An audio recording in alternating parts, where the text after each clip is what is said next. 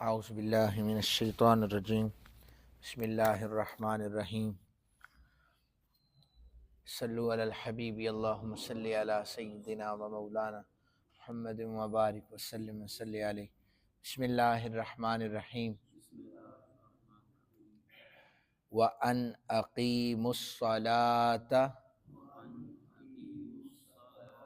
وَاتَّقُوهُ وَهُوَ الَّذِي إِلَيْهِ تُحْشَرُونَ وَهُوَ الَّذِي خَلَقَ السَّمَاوَاتِ وَالْأَرْضَ بِالْحَقِّ وَيَوْمَ يَقُولُ كُن فَيَكُونُ قَوْلُهُ الْحَقُّ وَلَهُ الْمُلْكُ يَوْمَ يُنفَخُ فِي الصُّورِ عَالِمُ الْغَيْبِ وَالشَّهَادَةِ وَهُوَ الْحَكِيمُ الْخَبِيرُ صدق اللہ العظیم۔ ترجمہ سماعت فرمائیں۔ اللہ عز و جل ارشاد فرماتے ہیں، اور یہ کہ تم نماز قائم کرو، اسی سے ڈرتے رہو، وہی ہے جس کی طرف تم جمع کیے جاؤ گے، وہی ہے جس نے آسمانوں اور زمینوں کو برحق پیدا کیا۔ جس دن وہ ہر فنا شدہ چیز سے فرمائے گا ہو جا تو وہ ہو جائے گی، اس کا فرمانا حق ہے، اور اس کی حکومت ہوگی جس دن سور میں پھونکا جائے گا۔ وہ ہر غیب ہر ظاہر کا جاننے والا ہے، وہی نہایت حکمت والا نہایت خبر رکھنے والا ہے۔ یہ ان آیات کا ترجمہ ہے۔ فرمایا کہ آپ کہیے کہ ہم اللہ کو چھوڑ کر ان کی پرستش کریں جو ہم کو نفع دے سکتے ہیں۔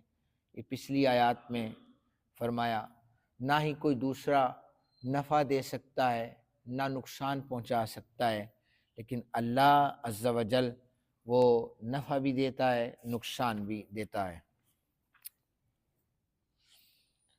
اللہ تعالیٰ نے آسمانوں اور زمینوں کو حق کے ساتھ پیدا کیا۔ یہ جو آیہ مبارکہ آج پڑھی ہے، اس کا معنی یہ ہے کہ آسمان اور زمین کی جو پیدائش ہے یہ برحق ہے اور صحیح ہے، باطل اور خطا نہیں ہے۔ اس میں سورہ صاد کی آیت نمبر 27 پڑھ رہا ہوں، وَمَا خَلَقْنَا السَّمَاءَ وَالْأَرْضَ وَمَا بَيْنَهُمَا بَاطِلًا، ہم نے آسمان اور زمین کو اور جو کچھ ان کے درمیان ہے بے فائدہ نہیں بنایا۔ پھر فرمایا کہ فَقَالَ لَهَا وَلِلْأَرْضِ ائْتِيَا طَوْعًا أَوْ كَرْهًا قَالَتَا، فرمایا پس آسمان اور زمین دونوں سے فرمایا تم دونوں خوشی یا ناخوشی سے حاضر ہو جاؤ، تو انہوں نے کہا ہم خوشی سے حاضر ہو گئے، کن فیکون، کیونکہ اللہ تعالیٰ نے تمام چیزوں کو اپنے کلام سے پیدا فرمایا۔ یہ قرآن حکیم میں موجود ہے۔ جب تمام چیزیں پیدا ہو گئی، پھر اللہ تعالیٰ نے اپنے کلام سے انہیں فنا کرنا ہے، اور پھر اللہ تعالیٰ اپنے کلام ہی سے انہیں فنا بھی کرے گا، انہیں پیدا بھی فرمائے گا۔ اسی طرح سور کے حوالے سے فرمایا وَنُفِخَ فِي الصُّورِ، سور میں پھونکا جائے گا۔ یہ ایک سینگ کی طرح، یہ سینگ جو ہوتا ہے اس طرح، حضرت اسرافیل علیہ السلام کی ڈیوٹی ہے سور پھونکنے کی۔ روایات میں آتا ہے کہ جب سے یہ کائنات بنی ہے، حضرت اسرافیل علیہ السلام اس کے ساتھ منہ جوڑ کر ایسے بیٹھے ہیں اور اپنی نظریں عرش پر اللہ تعالیٰ کی بارگاہ کی طرف لگائی ہوئی ہیں۔ ایک ذرا برابر بھی یہ پلک نہیں جھپکتے کہ کہیں میں نے اگر توجہ ہٹائی تو کہیں آرڈر نہ آ جائے، اس میں دیر نہ ہو جائے، تو یہ اپنی توجہ وہیں پہ لگائے ہوئے ہیں کہ وہاں سے آرڈر آئے اور میں سور پھونک دوں۔ تو فرمایا کہ سور میں پھونکا جائے گا، جو آسمانوں میں ہیں زمینوں میں سب لوگ فنا ہو جائیں گے، مگر اللہ جنہیں چاہے گا وہ فنا نہیں ہوں گے۔ پھر دوبارہ سور پھونکا جائے گا اور وہ اچانک دیکھتے ہی دیکھتے کھڑے ہو جائیں گے۔ بعض مفسرین نے لکھا ہے 3 دفعہ سور پھونکا جائے گا، ایک دفعہ پھونکا جائے گا، اس کی چیخ اتنی زیادہ ہوگی کچھ لوگ اس کو برداشت نہیں کر پائیں گے، وہ مر جائیں گے۔ پھر اس طرح دوبارہ پھونکا جائے گا تو ایک شبنم کی طرح ایک بارش ہوگی جو لوگوں کو اٹھائے گی جو فوت ہو چکے ہیں۔ پھر دوبارہ سور پھونکا جائے گا، یعنی وہ کھڑے ہوں گے، اور آخری جو سور پھونکا جائے گا اس میں بار بار پھونکا جائے گا، اور آیہ مبارکہ موجود ہے کہ اللہ تعالیٰ حکم دے گا کہ مسلسل سور پھر پھونکتے چلے جائیں۔ وَمَا يَنظُرُ هَٰؤُلَاءِ إِلَّا صَيْحَةً وَاحِدَةً مَا لَهَا مِن فَوَاقٍ، وہ صرف ایک زبردست چیخ کا انتظار کر رہے ہیں جس کے درمیان سانس لینے کی بھی مہلت نہیں ہوگی۔ عبداللہ ابن عباس کہتے ہیں رضی اللہ تعالیٰ عنہما کہ ایک اعرابی نبی اکرم صلی اللہ علیہ وسلم کے پاس آیا، اس نے عرض کی کہ یہ سور کیا چیز ہے؟ آپ نے فرمایا وہ ایک سینگ نما ہے جس میں اسے پھونکا جائے گا۔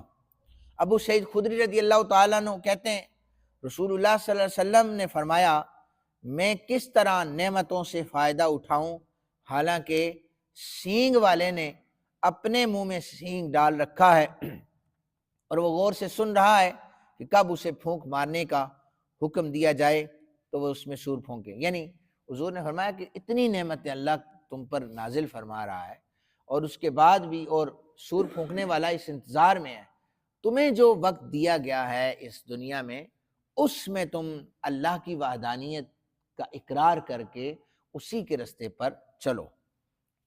جب یہ سنایا گیا حدیث مبارکہ تو صحابہ کرام پر یہ دشوار گزری، ڈر گئے، خوف سے دل کانپ اٹھے، لرز اٹھے۔ آپ نے ان سے فرمایا تم یہ کہو ہمیں اللہ کافی ہے، وہی اچھا کارساز ہے، اسی پر توکل کرو، وہ اپنے فضل سے ان ہولناکیوں سے تمہیں اپنے فضل سے بچا لے گا۔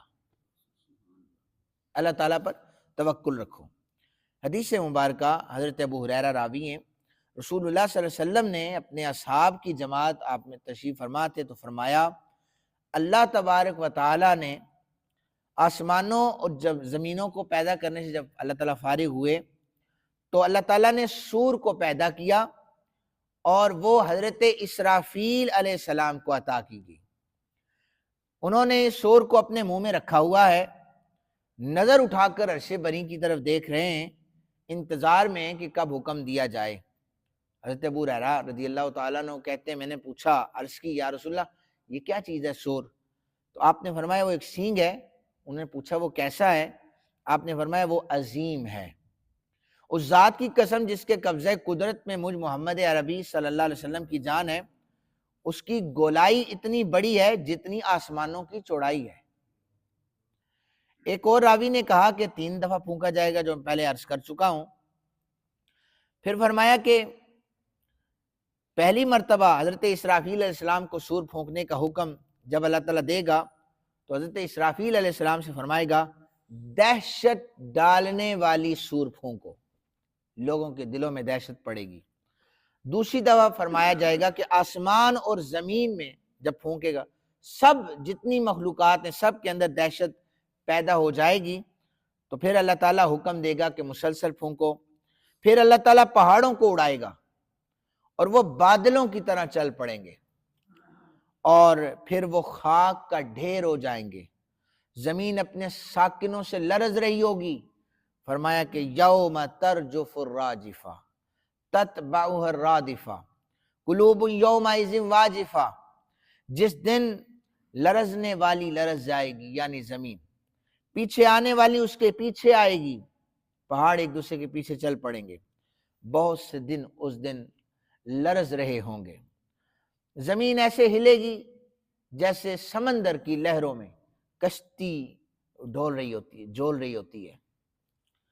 اور اسی طرح پھر لوگ زمین پر اس جھولے کی وجہ سے جب زمین جھولے گی تو لوگ گرنا شروع ہو جائیں گے، دودھ پلانے والی عورتیں اپنے بچوں کو بھول جائیں گی، عورتوں کے حمل ساکت ہو جائیں گے، بچے بوڑھے ہو جائیں گے، شیاطین جان بچانے کے لیے کنارے کی طرف بھاگنا شروع کر دیں گے، فرشتے ان کے چہروں پر ماریں گے، لوگ الٹے پاؤں بھاگنے لگ جائیں گے، زمین ہر طرف سے پھٹنے لگے گی۔ یہ ایسا عظیم واقعہ ہوگا قرب قیامت میں۔ فرمایا یوم ینفخ فی الصور، جس دن سور پھونکا جائے گا، جو کچھ آسمان میں ہے، جو کچھ زمین میں ہے، سب گھبرا جائیں گے، مگر اللہ جسے چاہے گا وہ نہیں گھبرائے گا۔ یہ ساری چیزیں بیان کرنے کا مقصد یہ ہے کہ اللہ عز و جل اپنے فضل سے ہمیں نجات عطا فرمائے گا۔ پھر یہ جو سارا پروسیجر ہے یہ ہوتا رہے گا جب تک اللہ چاہے گا عذاب میں مبتلا رکھے گا۔ اب کیا ہوگا؟ جب سب ہلاک ہو جائیں گے تو جو ملک الموت ہے اللہ کے سامنے حاضر ہوں گے، عرض کریں گے اے میرے رب، تمام آسمانوں اور زمینوں کے لوگ ہلاک ہو چکے ہیں، لیکن وہ بچے ہیں جنہیں تو نے چاہا، جو چاہتا ہے وہ بچے ہوئے ہیں، تو خوب جاننے والا ہے۔ پھر اللہ تعالیٰ پوچھے گا کون کون باقی رہ گیا ہے؟ وہ عرض کریں گے اے میرے رب، تو باقی ہے اور ہمیشہ زندہ رہے گا، لیکن تیرے عرش کو اٹھانے والے باقی ہیں، اور جبرائیل بھی باقی ہیں اور میکائیل بھی باقی ہیں، اور میں بھی باقی ہوں۔ ملک الموت، حضرت جبرائیل، حضرت میکائیل، عرش کو اٹھانے والے فرشتے۔ اللہ عز و جل فرمائے گا جبرائیل اور میکائیل کو بھی فوت ہو جانا چاہیے، پس عرش کہے گا اے میرے رب، تو جبرائیل اور میکائیل کو بھی مار ڈالے گا۔ اللہ عز و جل فرمائے گا خاموش رہو، میں نے اب اپنے عرش کے نیچے ہر ایک کے لیے موت مقرر کر دی ہے، سو ہر چیز فنا ہو جائے۔